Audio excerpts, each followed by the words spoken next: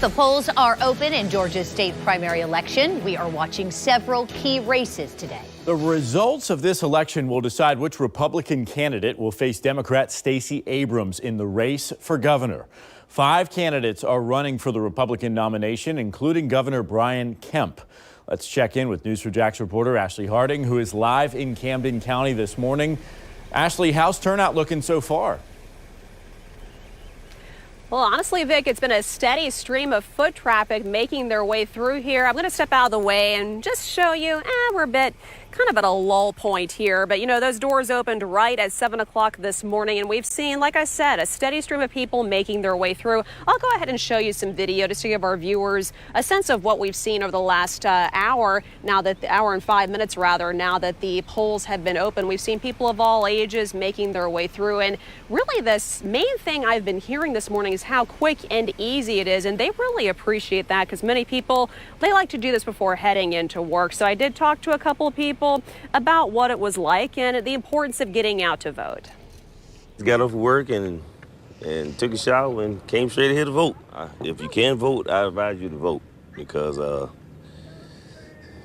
every vote counts. I think it's going to turn out real strong this year.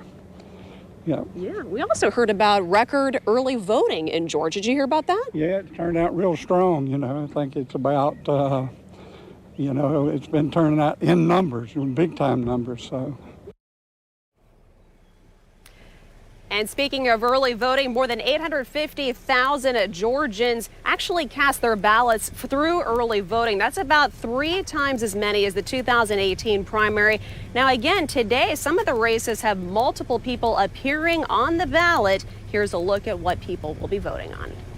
Georgia's primary election will set the stage for what's to come in November. Cassie Taylor considered several issues when she voted early. Money in politics. Health care is a big one, the cost of health care, maternity leave, things like that. One key race will determine which Republican will face off against Democrat Stacey Abrams for Georgia governor. She's running unopposed in her primary. But 5 candidates are in the race for the Republican nomination, including Governor Brian Kemp. Former Vice President Mike Pence campaigned yesterday with the incumbent governor. Shortly after, former President Donald Trump held a telephone rally for Kemp's leading challenger, former U.S. Senator David Perdue. And in the race to be Georgia's next U.S. Senator, Trump-backed candidate Herschel Walker faces Gary Black, Latham Sadler, Jonathan McCollum, Kelvin King, and Josh Clark. The crowded field could lead to a runoff. The winner will face the candidate who comes out in the Democratic primary. Senator Raphael Warnock is facing challenger Tamara Johnson-Shealy. For poll worker Chris Thurner, it's just important to get out and vote. Get what we deserve what we get, and we need to make our voice heard through the ballot box.